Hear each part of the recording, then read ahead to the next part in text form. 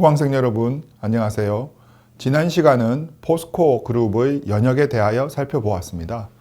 이번 시간은 포스코와 박태준에 대하여 살펴보도록 하겠습니다. 포스코를 만든 사람은 박태준 사장입니다. 이 박태준 사장은 기존의 경영자들과는 성장 배경이나 경영자 이전의 경력이 꽤 다른 편입니다.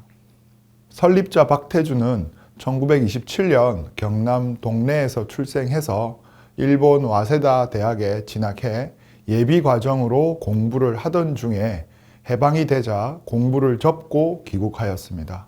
그는 귀국 후 건국에는 반드시 건군이 필요하다라는 신념으로 현재의 육군사관학교와 동일한 남조선 경비사관학교에 입학하게 됩니다. 그리고 1948년에 육군 소위로 임관을 하게 됩니다. 즉 해방 이후에 육군사관학교에 입대해서 1948년에 군인이 된 것입니다. 박태준 사장은 6.25가 발발하자 초급 장교로서 선봉에 서서 용감하게 싸웠습니다. 그에게 맡겨진 화천 수력발전소 방어 임무를 무사히 완수해내고 무궁훈장을 3개나 받은 박태준은 이때부터 짧은 인생을 영원 조국에라는 신념을 가슴에 새겼고 이는 그의 일생에 걸쳐 나침반이 되었습니다. 또한 그는 경비사관학교에서 이후 1970년대 대통령이 되었던 박정희와 사제 인연을 맺었습니다. 박태준은 생도였고 박정희 대통령이 그 당시에 남조선 경비사관학교에서 교관으로 있었던 것입니다. 그래서 두 사람 사이는 사제 관계로 맺어졌습니다. 사진은 박태준 회장의 군인 시절 사진으로 부인 장옥자 여사와 함께 찍은 사진입니다. 오른쪽 사진은 5.16 기념 리셉션에서 박정희 국가재건 최고회의 의장과 담소를 나누는 박태준 회장의 모습입니다. 이후 박정희 대통령은 5.16 군사혁명을 통해서 권력을 얻게 된 이후에 국가재건 최고회의를 만들었습니다. 그때 박태준은 상공분과위원으로 활동하면서 경제개발 5개년 계획 수립에 관여하게 됩니다. 정부는 경제개발 계획 1차, 2차, 3차로 이어가면서 한국의 경제개발을 위한 중장기 계획들을 계속 수립하게 됩니다. 하지만 그는 여전히 군인 신분이었습니다. 박태준은 1963년 육군소장으로 지내다가 전역한 후 1964년 박정희의 특명을 받아 당시 적자를 내고 있던 대한중석의 사장으로 임명이 됩니다. 대한중석은 광업업체입니다. 중석이라는 것은 한국에서 꽤 많이 나오는 광물 자원으로 국가가 운영하고 있었는데 계속 적자였습니다. 그런데 사장 취임 1년 만에 흑자로 전환하면서 그의 군인으로서 장군으로서 지도자 리더십이 경영자 리더십으로 변화되어 나타나게 됩니다. 사진은 대한중석 사장으로 부임한 직후 상동광산의 막장에 내려가 채탄 과정을 살펴보는 박태준 사장의 모습입니다. 그리고 지난 시간에 말씀드렸듯이 제1차 경제개발 5개년 계획의 일환으로 1968년에 포항종합제철 주식회사가 설립됩니다. 그때 박정희 대통령이 박태준에게 대한중석을 잘 운영했으니 네가 포항종합제철도 잘 운영할 수 있을 것 같다 라고 하며 박태준을 사장으로 임명합니다. 그는 1968년 사장으로 임명되어 2년 동안 준비하고 1970년에 제철소 건설을 시작한 후 3년 뒤인 1973년에 제철소 1관 공장을 완수하게 됩니다. 1관 공장은 철광석, 즉 철을 만들 수 있는 원석을 녹여서 순수한 철 성분만을 뽑아내고 그것을 철강이나 철판 등과 같은 철을 이용한 다양한 기본 제품을 만들어낼 수 있는 공장을 1관, 즉 연결되어 있다는 뜻의 의미로 일관공장이라고 합니다. 이후 1970년대 말까지 2기, 3기, 4기 공사를 완수하게 됩니다. 그래서 공장 건설 10년 만에 연간 생산량 550만 톤의 세계 굴지의 기업으로 성장시킵니다. 사진은 1968년 4월 1일 서울 명동 유네스코 회관에서 포항종합제철주식회사 창업식 모습으로 연설을 하고 있는 박태준입니다. 오른쪽 사진은 1972년 7월 4일 포항제철의 첫 제품인 중후판을 실은 트럭들이 직원들의 환송을 받으며 호남 정유 여수 공장으로 떠나는 모습입니다.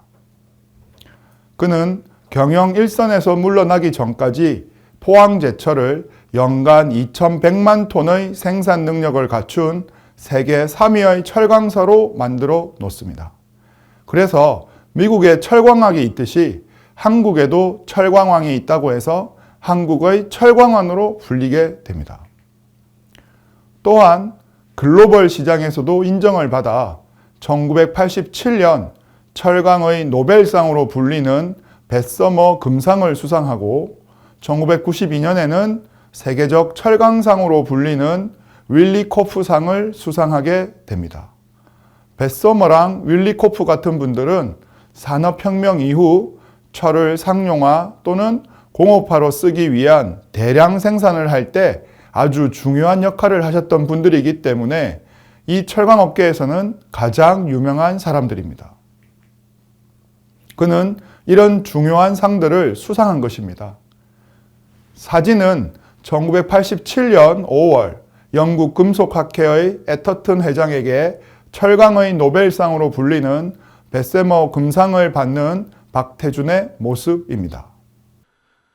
내 평생 가장 값진 보람은 1987년 5월 뱃서머 금상을 받은 것이다. 이듬해 5월에는 철강왕 카네기가 세운 미국 카네기 멜런대에서 명예공학 박사를 받았다. 영국인 뱃서머는 전로 제강법을 개발해 무쇠의 시대를 지나 강철의 시대를 활짝 열어젖힌 인물이다. 이 제강법을 적기에 미국으로 들여온 사람이 바로 앤드루 카네기이다. 그도 철강업계의 노벨상이라는 뱃서머상을 은퇴한 뒤인 1904년에야 받고 감격했다고 한다. 쇳물에 손을 담글 때 나는 카네기와 같은 인물이 되고 싶었다. 포스코를 당대 최고의 제철소로 키우고 싶었다. 뱃서머 금상과 카네기 멜런대의 학위는 이 오랜 꿈이 실현됐다는 증표라 할 수 있다. 삼성그룹 이병철 회장도 장하네, 이 사람아 일본 철강인도 못 받은 상을 현역 기업인으론 세계 처음으로 받다니 라며 칭찬을 아끼지 않았었다. 박태준 회장은 본인의 회고록에서 뱃서머 금상을 받은 소감을 이야기하며 기뻐했다고 합니다. 또한 앞서 말씀드렸듯이 그는 인재가 중요하다는 걸 잘 알았기에 인재 양성을 위해서 1971년에 재단법인 제철장학회를 세우고 초등학교, 중학교, 고등학교를 개교합니다. 그리고 1986년에 포항공과대학을 개교하게 됩니다. 그 후 1992년에는 광양제철소를 종합준공하게 되고 이후에는 경영 일선에서 물러나서 명예회장으로 지냈습니다. 이렇게 해서 경영자로서의 경력은 끝났지만 그는 정치인으로 또 새로운 일을 하게 됩니다. 많은 국가에서 보면 성공한 경영자가 성공한 정치인으로 추대받는 경우들이 많은데 여기 박태준 회장도 그와 비슷한 사례라고 볼 수 있습니다. 그는 1981년 제11대 국회의원 당선 후에 국회 재무위원장을 역임하고 1988년에는 민주정의당의 대표까지 올라가게 됩니다. 1990년 3당 합당 당시에 김영삼과 김종필이 이끌던 당들과 합당해서 민주자유당이 만들어지게 되는데, 당시 이 민주자유당의 최고위원을 역임하게 됩니다. 이후 이 3당은 다시 분리됩니다. 분리되면서 자유민주연합이 창당되는데, 그때 그는 자유민주연합의 총재를 역임하게 되고 2000년에는 제32대 국무총리에도 취임하게 됩니다. 그렇게 정치인으로서의 역할도 충실하게 하고 2011년에 별세합니다.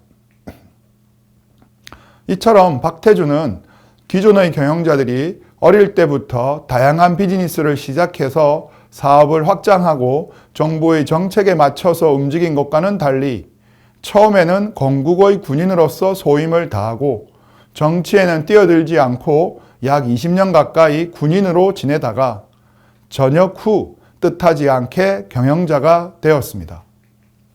하지만 그는 군인의 심정으로 새로운 기관 산업인 제철 기업을 20년 넘게 전문 경영자로서 역할을 다했고, 또 그 이후에는 20년 이상 정치인으로서 역할을 충실하게 했던 한국에서는 나름 특이한 경력을 소유한 경영자라고 볼 수 있겠습니다.